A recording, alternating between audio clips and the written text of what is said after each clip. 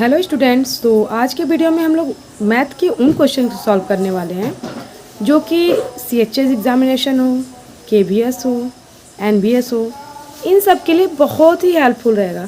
या फिर कहें तो DLED की जो सेमेस्टर एग्ज़ाम की प्रिपरेशन कर रहे हैं उनके लिए भी ये क्वेश्चन बहुत ही हेल्पफुल रहेगा। तो चलिए हम चलते हैं अपने क्वेश्चन की तरफ। हमारा फर्स्ट क्वेश्चन है 25 की पावर 1/2 मल्टीप्लाई 64 की पावर 1/2 मल्टीप्लाई 36 की पावर 1/2 अपॉन 9 की पावर 1/2 मल्टीप्लाई 4 की पावर 1/2। मतलब 25 की घात 1/2 गुणे 64 की घात 1/2 गुणे 36 की घात 1/2 बटे 9 की घात 1/2 गुणे 4 की घात 1/2।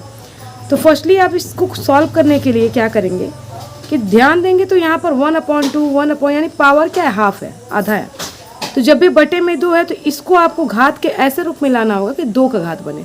मतलब 25 किसका स्क्वायर होता है। और हाँ, अगर आप तैयारी मैथ की, CHS की, नवोदय की, KVS की या फिर सेमेस्टर एग्जाम की करते होंगे DLED की, तो आपको तो इतना तो पता होगा फैक्टर करना यानी गुणनखंड करना या फिर स्क्वायर निकालना, स्क्वायर रूट निकालना, इतना तो आप कर ही लिए होंगे।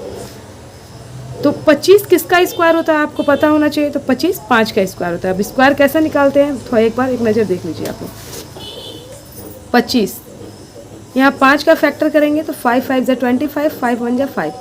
5 कितने टाइम आया है, 5 × 5 यानी 5 2 टाइम्स आया है, 1 2, 5 की पावर 2 यानी 5 का 2 घात हो गया। यही मैं कह रही थी स्क्वायर। तो 5 का स्क्वायर हो गया। 5 का स्क्वायर करने पर कितना होगा 25। तो ये क्या आप करेंगे, स्क्वायर के रूप में लिखना है आपको। तो 25 का क्या हो जाएगा, स्क्वायर रूप में लिखोगे तो 5 की पावर 2 और मल्टीप्लाई 1/2 पहले से है पावर, फिर मल्टीप्लाई। अब 64 किसका स्क्वायर है तो 64 8 का होता है, 8 की घात 2 मल्टीप्लाई 1/2 फिर मल्टीप्लाई। 36 किसका स्क्वायर है इसी तरह, तो 6 का स्क्वायर होता है 36 और पहले से 1/2 है पूरे के बटा 9 पर 1/2 है। 9 किसका स्क्वायर है 3 का, तो 3 का स्क्वायर मल्टीप्लाई 1/2 फिर मल्टीप्लाई 4 का स्क्वायर ले लीजिए यानी 4 किसका स्क्वायर है वो नोट कर लीजिए। तो 2 का स्क्वायर है, तो 2 का स्क्वायर यानी 4 मल्टीप्लाई 1/2। अब यहाँ देखिए 2 से 2 कैंसिल हो गया यानी पावर से पावर कैंसिल हो रहे हैं, कैंसिल करा लीजिए। 5 की घात 1 किसी का भी पावर रहेगा वही डिजिट राइट होगा। सो सीधे सीधे हम लोग सिंपली 5 लिखेंगे मल्टीप्लाई 8 मल्टीप्लाई 6 अपॉन 3 मल्टीप्लाई यहाँ से 2, क्योंकि पावर तो आपस में कैंसिल हो रखे हैं। कैंसिल कराए 3 2 × 6 और 2 1 × 2, यहाँ 5 मल्टीप्लाई 8 में 1 का मल्टीप्लाई करेंगे 8 ही होगा। 5 8 × 40 यानी हमारा आंसर क्या रखा 40। ऑप्शन देख लीजिए, ऑप्शन ए में है 30, बी में है 40, सी में है 50 और डी में है 60, जो कि ऑप्शन नंबर बी राइट होगा 40 यानी 40। आपको इन क्वेश्चंस को देखिए, क्वेश्चन हार्ड नहीं है, बट आपने क्वेश्चन को बनाया नहीं है यानी आपने प्रैक्टिस नहीं किया तो आपको लगता होगा हार्ड है। अगर जो बच्चे अच्छे से तैयारी करते होंगे उन्होंने इन क्वेश्चन को बखूबी तैयार कर लिया होगा, और जो नहीं तैयार किए अभी टाइम है, टाइम रहते आप तैयार कर लीजिए।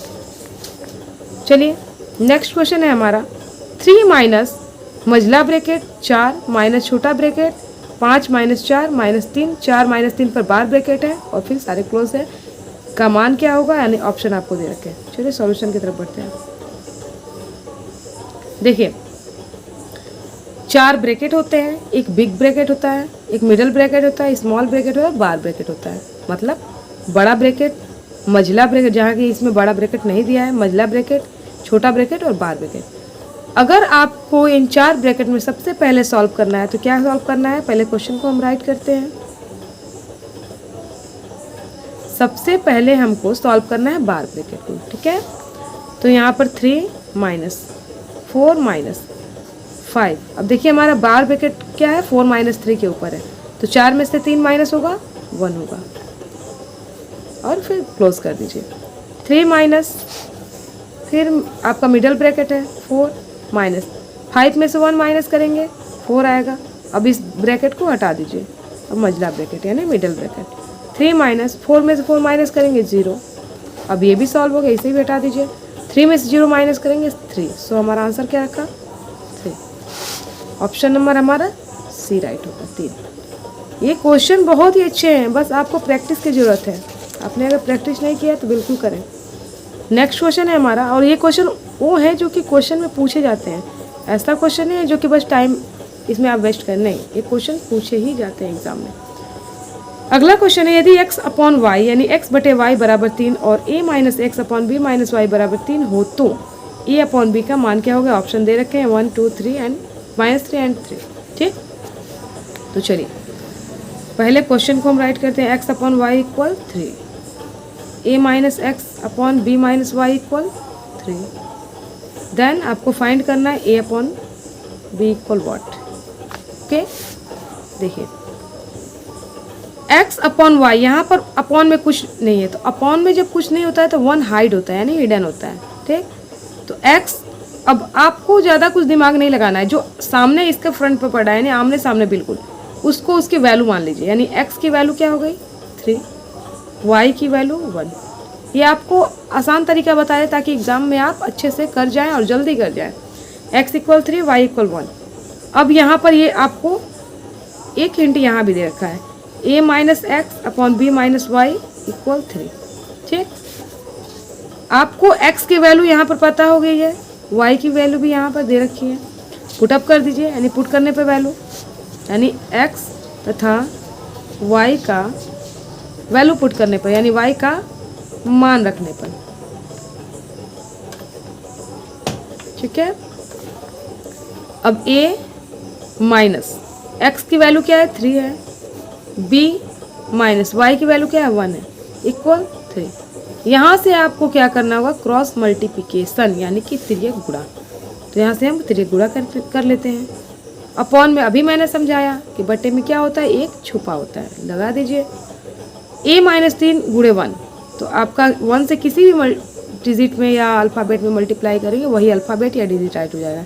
यानी 1 में 1 का गुणा करेंगे a, 1 में 3 का करेंगे 3। यहाँ से b माइनस 1 में 3 का गुणा कर लीजिए।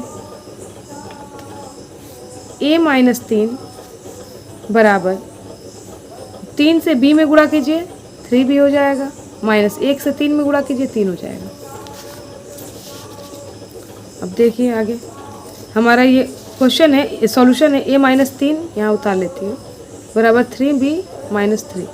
ठीक है, a बराबर 3b माइनस 3, और ये माइनस 3 है तो इधर आएगा तो सिंबल इंटरचेंज हो जाएगा, यानी माइनस का प्लस हो जाएगा। ये मेथड होता है, माइनस का प्लस, प्लस है तो माइनस हो जाएगा, यानी जो भी सिंबल है अपोजिट डायरेक्शन में जाएगा क्या हो जाएगा, चेंज हो जाएगा। 3b, अब 3 में से 3 गया 0, यानी इससे इसको कैंसिल करा दीजिए, कुछ नहीं बचा।